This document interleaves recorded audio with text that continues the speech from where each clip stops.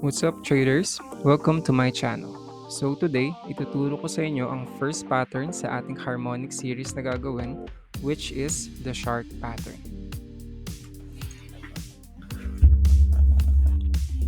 So ito yung sample natin, Ethereum Classic bullish shark pattern. So simulan na natin. Ganito ang itsura niya, para siyang letter M na McDonald's, ganun. Okay, so retracement of X to A leg should be at 0.382 to 0.618. So ayan muna tayo. So number 1 muna tayo. So number 1, so ito yung nakita kong pattern. So ito yung magiging i-point out muna natin na point X dito. Itong wick na to dito sa baba, itong lows na to. And this will be our point A.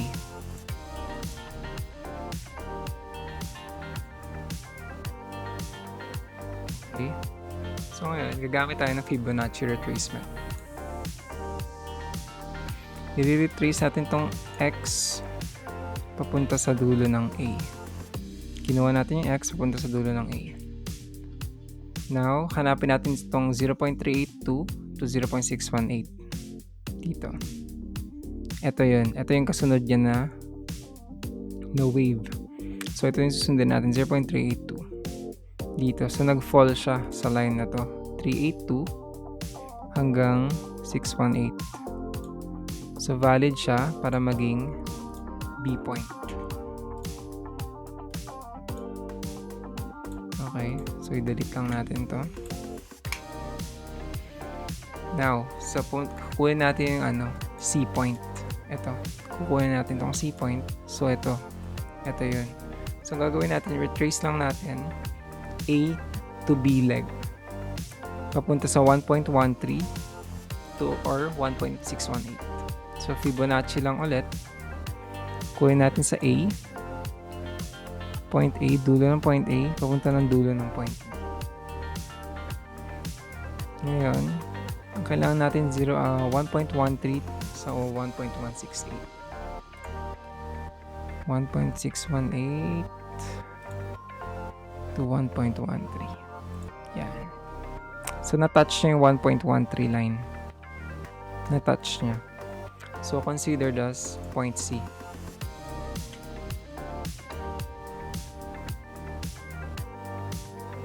Ito yung magiging point C natin. Now, kukunin natin yung point D. Yung D-leg. Kukunin na natin yung D-leg. Para makuha natin yung D-leg, okay, retrace lang natin itong B to C leg. Papunta ng 1.618 or 2.24. So, Fibonacci retracement lang ulit.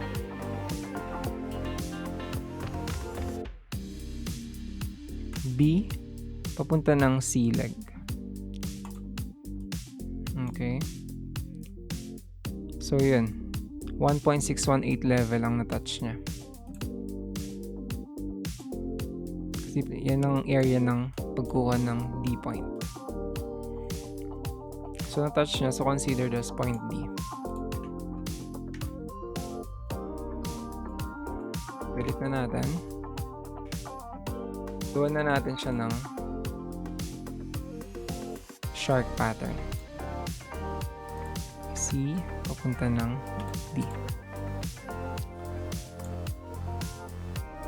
Okay, so ang possibility na to na for reversal, nakikita naman natin sa chart natin ngayon. Sobrang taas, high probability talaga siya. So, ang gagawin mo dito, ang entry level mo, pag nabuo na yung pattern, ang entry level mo is always D point.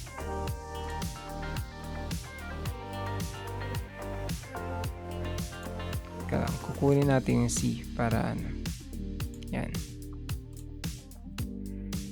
Ito lagi. Yan ang entry point mo. Yan ang entry point mo. Yan ang entry point mo. Ngayon, sa SL mo naman, retrace X to C. Fibonacci lang ulit. punta ka ng X, dulo, sa top wick ng C point. Para makuha mo yung 1.13 level for your stop loss. Adjust lang natin ito dito. Yan. Now for your take profit area. Ang take profit area nito, naglaline siya sa B point at saka sa C point. Ito yung B point. Ito yung C point.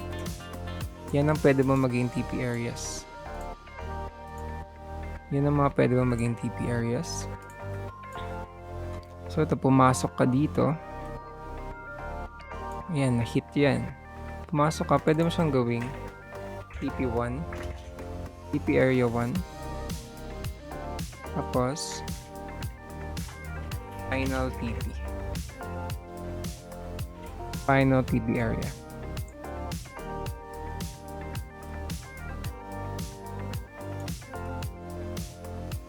And ayan, nabuo mo na yung bullish shark pattern. Ngayon, i-replay natin ngayon. I-replay natin. As you can see, pause lang natin.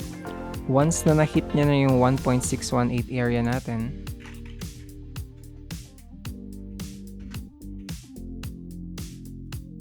once na na-hit yung 1.6 area natin or entry point natin, nag-reverse siya, pataas ka agad. So, panoorin ulit natin. So, na-hit niya na kagad yung TP1 natin, no?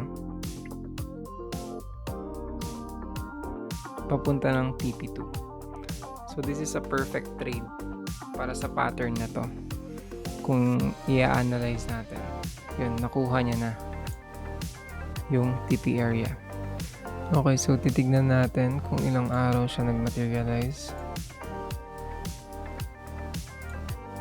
2 days, 20 hours. So, almost 3 days to, guys. So, worth it ang trade mo dito. Kung ganyan naman ang return mo.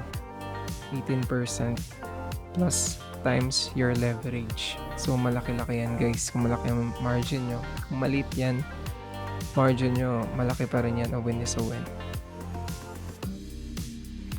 So next upload ko, ituturo ko sa inyo ang gamit na strategy ngayon sa Harmonics bat pattern. Makikita mo siya all over the place sa market. Kaya mag-subscribe kayo for more content like this. Hit those notification bell na rin para first kayo lagi kapag may mga bago tayong upload about crypto and trading. Peace out!